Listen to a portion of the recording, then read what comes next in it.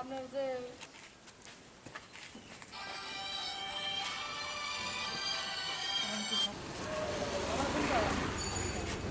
এই জায়গার মধ্যে টিনের শেড দিয়ে তারপরে ফসল ব্যবস্থা করে দিতে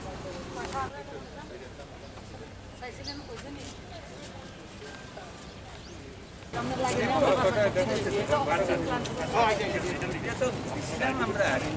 কত টাকা লাগে কোন জায়গাতে সমস্যাটা আছে আর চুরি করতে হলে 2 সেক্টরে মারি লেগে বারবার ভাঙিয়ে দিতে আছে জিনিসপত্র নিতে আছে আর যদি লাইটের ব্যবস্থা কম থাকে আমরা আমি কিছু বয়স চলে যাই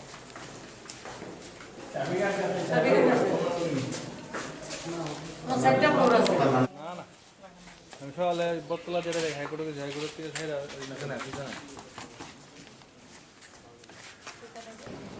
আমরা প্রথম যখন কোভিড শুরু হয়েছিল আমরা নয় শুধু গোটা দুনিয়ায় কোভিডের সম্বন্ধে জানা ছিল না।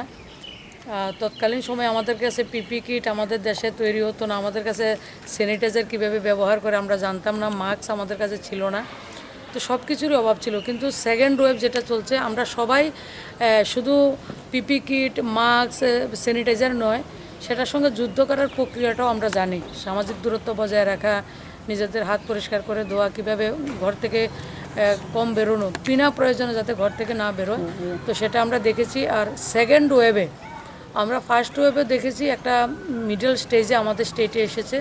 তো আমাদের রাজ্য সরকার মাননীয় মুখ্যমন্ত্রীর নেতৃত্বে সরকার সিদ্ধান্ত নিয়েছেন, এয়ারপোর্ট তো আগে থেকেই চলছে, গত 1 মাস থেকে চলছে। মহারাষ্ট্র দিল্লি থেকে যারা আসে তাদের টেস্ট, বর্তমানে যারাই আসবে প্রত্যেকের টেস্ট লাগবে, নতুবা আরটিপিসিআর করে আসতে হবে। তেমনি রেলওয়ে স্টেশন হোক, চোরাইবাড়ি হোক, সব জায়গাতে সেই ব্যবস্থা করা হয়েছে। তো সেটা প্রিকশন আমাদের সরকার থেকে নেওয়া হয়েছে। আর আমরা ব্যক্তিগতভাবেও আমরা নিজেদের দায়িত্ব সবাই পালন করব, কেউ খামখেয়ালি আমরা করব না, সেটা আপনাদের মাধ্যমে আবেদন থাকবে। আর বিষয়টা জিবির বিষয়টাও আমাদের যারা ডাক্তার রয়েছিলেন সবাই এখন তারা সবটাই জানেন।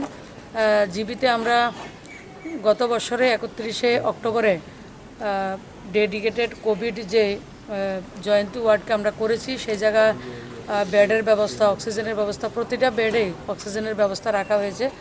তো আপনাদের মাধ্যমে আমি আমার রাজ্যের সবাইকে আমি বিনম্রভাবে অনুরোধ করব, আপনাদের যখনই কোনো অসুবিধা হবে আপনারা ডাক্তার দেখাবেন, জিবিতে আসবেন। কিছুদিন আগে এই মাসেরই 7 তারিখে আমাদের রাজ্যের মাননীয় মুখ্যমন্ত্রী কোভিড পজিটিভ আমরা দেখেছি, ওনার হয়েছে এবং এখনও উনি কাজে লাগতে পারেননি, কাজ ঘরে বসে উনি কাজ করছেন। তো একটা বিষয় আমার রাজ্যবাসীকে এবং আমাদের রাজ্যের যারা ডাক্তার রয়েছেন, ল্যাব টেকনিশিয়ান, তাদেরকে উনি বিশ্বাস করেছেন এবং উনি জীবিতে ট্রিটমেন্ট করেছেন।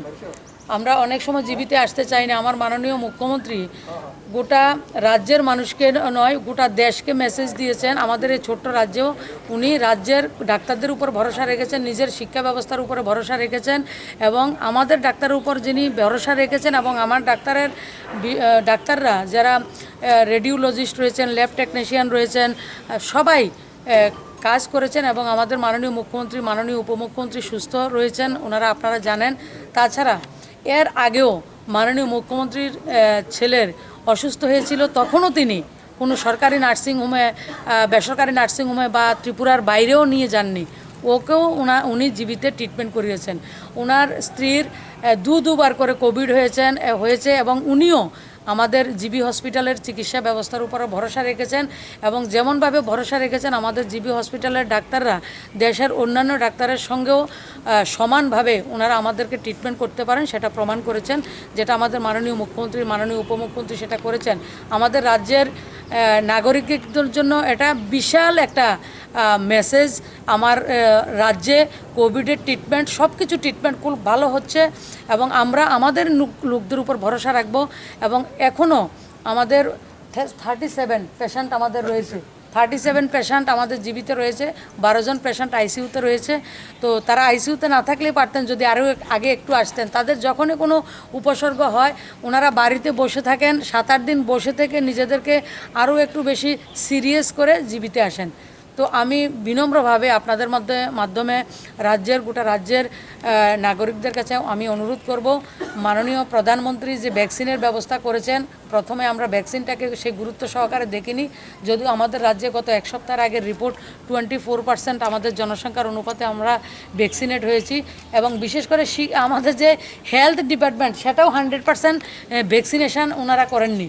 তো আমি সবাইকে অনুরোধ করব, ভ্যাকসিনটা আপনারা সবাই নেবেন এবং আগামী 28 তারিখ থেকে 18 বছরের ঊর্ধ্বে 18+ যাদের রয়েছে, সামান্য পয়সার বিনিময়ে প্রত্যেকটা স্বাস্থ্যকেন্দ্রে এবং বিভিন্ন ক্লাবে সেই ব্যবস্থা করা হয়েছে। আপনারা সবাই সময় মতো ভ্যাকসিনটা নেবেন।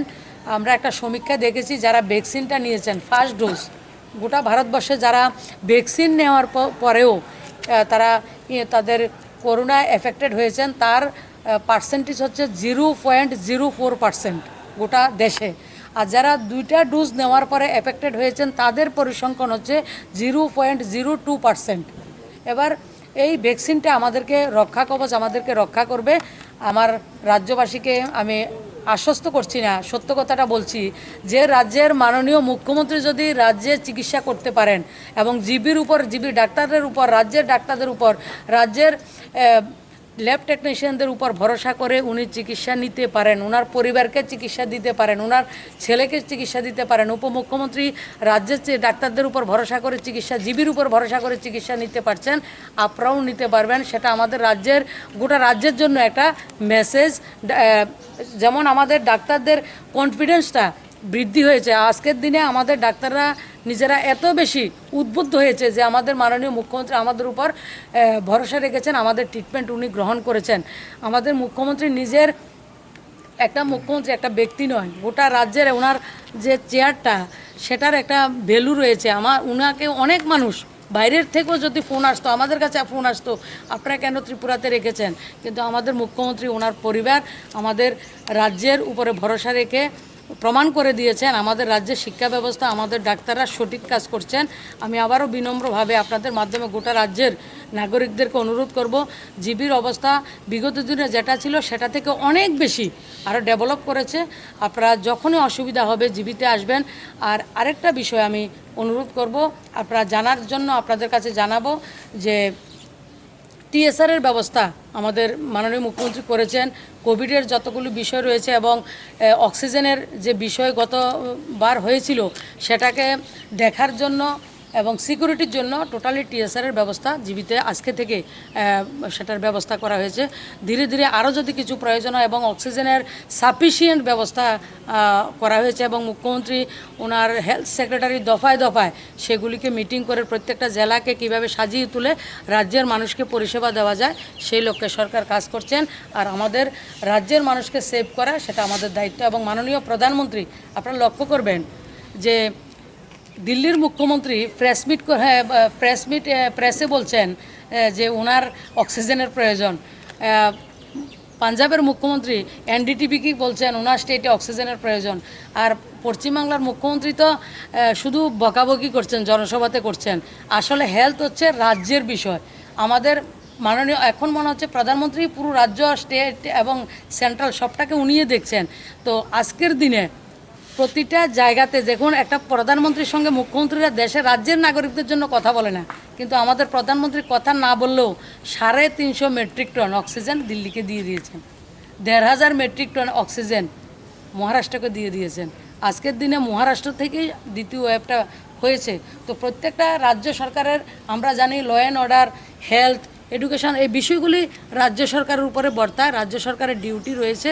তো আমাদের রাজ্য এবং কেন্দ্র সরকার এবং আমাদের যারা ডাক্তার, নার্সেস রয়েছেন, ল্যাব টেকনিশিয়ান রয়েছেন এবং অ্যাম্বুলেন্সে যারা ড্রাইভার রয়েছেন, তারা সঠিক কাজ করছেন। এবং ফ্রন্টলাইন ওয়ারিয়র, আপনারা যারা সাংবাদিক, আপনারাও আমাদের ফ্রন্টলাইন ওয়ারিয়র। তো সবাই আমরা সম্মিলিতভাবে, এটা যুদ্ধ, এটা ডাক্তারদের বিষয় নয়, এটা মুখ্যমন্ত্রীর বিষয় নয়, এটা সাংবাদিকের বিষয় নয়, এটা এমপি এমএলএদের বিষয় নয়, আমরা প্রত্যেকের বিষয়। আসুন আমরা সবাই মিলে কোভিডের সেকেন্ড ওয়েভের সঙ্গে শক্তভাবে, সচেতনতার সঙ্গে আমরা লড়াই করব এবং সেকেন্ড ওয়েভও আমরা জয়লাভ করব।